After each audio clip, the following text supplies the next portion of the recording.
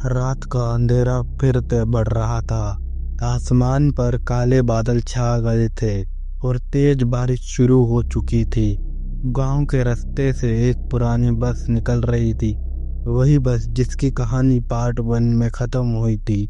लोग समझ रहे थे कि उस बस का राज वहीं रुक गया, लेकिन असल में डर की असली शुरुआत होने वाली थी। पार्ट 1 में कुछ मुसाफिर उस बस में चढ़े थे और एक एक करके लापता हो गए। ड्राइवर का चेहरा कभी साफ नजर नहीं आया, बस उसकी आंखें लाल जैसे अंगारों से भरी हुई। अंत में बस एक मुसाफिर बचा था, जिसने खुद को किसी तरह बचाया, लेकिन उस रात के डर उसके दिमाग से कभी नहीं गया। अगली रात नजफगढ़ से 40 किलोमीटर दूर एक छोटे से गांव के कुछ लोग शहर की तरफ निकल रहे थे। तेज बारिश, बिजली की चमक और एक सन्नाटा। जब उन्होंने बस स्टॉप पर देखा तो वही पुरानी बस खड़ी थी, जिसमें अब किसी को चढ़ना नहीं था। लेकिन गांव के लोग मजबूर थे। रात हो चुकी थी और अगले दिन एक शादी के लिए उन्हें शहर पहुंचना था। बस का डर उन्हें रोक रहा था, पर उन्होंने सोचा शायद यह बस अफवाह थी। ड्राइवर पहली सीट पर बैठा था। उसके चेहरे बारिश की बूंदों में धीरे धीरे उभर रहा था। उसकी लाल आंखें चमक रही थी और उसके हाथों पर एक अजीब सी मुस्कान थी। चलो, बस छुट्टी हो रही है, उसने धीरे से कहा। गांव के लोग एक दूसरे को देखकर पूरा बस चल पड़ी। जैसे ही बस जंगल के रास्ते में घुसी, लाइट एक एक करके बुझ गई। मुसाफिर चिल्लाने लगे, ड्राइवर रोको, रोशनी क्यों गई? लेकिन ड्राइवर चुप था। उसने बस को और तेज कर दिया। विंडो के बाहर काला पेड़ हिले जैसे किसी ने उन्हें झोंक दिया हो। फिर एक मुसाफिर ने सीट के नीचे से खून की बूंदें बैठे देखी। उसने जोर से चीख मारी, ये क्या है? सीट से खून क्यों आ रहा है? सबने देखा, नीचे एक लाश पड़ी थी। धीरे धीरे सीधे खींचकर ड्राइवर की कुर्सी के पास चला गया,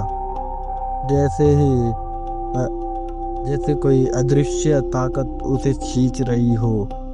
इस बीच एक आदमी ने खुद की पहचान कर चिल्लाया, मैं पिछली बार बचा था। तुम सबको समझना होगा, यह बस जिंदा नहीं है, यह बस एक श्राप है। उस आदमी का नाम सूरज था। उसने कहा, ड्राइवर असली नहीं है, यह एक आत्मा है जो अपनी मौत का बदला ले रही है। उसकी मौत इसी बस में हुई थी और जब तक उसका राज खुलेगा नहीं, यह हर रात खून मांगेगा। लोगों ने उससे पूछा, लेकिन कैसे मरेगा ये ड्राइवर?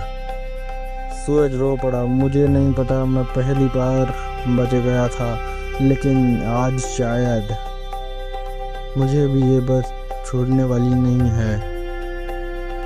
बस एक पुराने शमशान के पास रुक गई। बारिश रुक चुकी थी, लेकिन हवा में जली हुई लाशों की बदबू थी। प्यार की रोशनी दूर से चमक रही थी। ड्राइवर धीरे से बस से उतरा, शमशान की तरफ चला गया। उसके कदम जमीन पर नहीं पड़ रहे थे, वो हवा में तैर रहा था। उसके हाथ में एक लाल पोटली थी जिसमें खून टपक रहा था।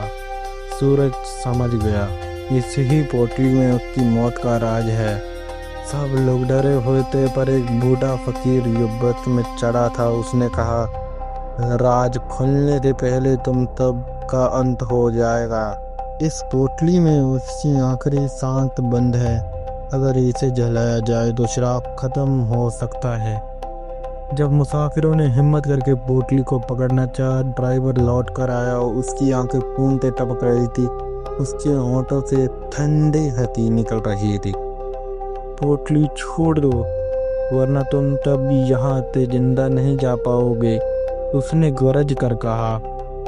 पर एक जवान ने पोटली पकड़ ली और शमशान की आग में झोंक रही। पोटली जलने लगी, उसके अंदर से चीखें निकलने लगी जैसे 100 लोग एक साथ मर रहे हो। ड्राइवर चिल्लाकर जमीन पर गिर गया। उसका चेहरा धीरे धीरे पिघलने लगा और वो लाशों के ढेर में बदल गया। सबने सोचा शायद ये शराब खत्म हो गया, लेकिन जब सब लोग बस में वापस बैठे उन्होंने देखा कि बस अपने आप चल रही थी। ड्राइवर की सीट खाली थी, लेकिन स्टीयरिंग व्हील खुद ही घूम रहा था और विंडो के बाहर हर एक मुसाफिर अपना ही चेहरा जली हुई लाशों की तरह देख रहा था। सूरज ढला हुआ था। ये बस कभी खत्म नहीं होगी। ड्राइवर तो गया, लेकिन बस खुद श्रापित हो चुकी है। अब हर मुसाफिर इसका हिस्सा बनेगा। बस अंधेरे में घुस गई और चीखें रात भर गुनगुनाती रही। उम्मीद है आपको नाइटमेयर एक्सप्लोजन का आज का सफर पसंद आया होगा।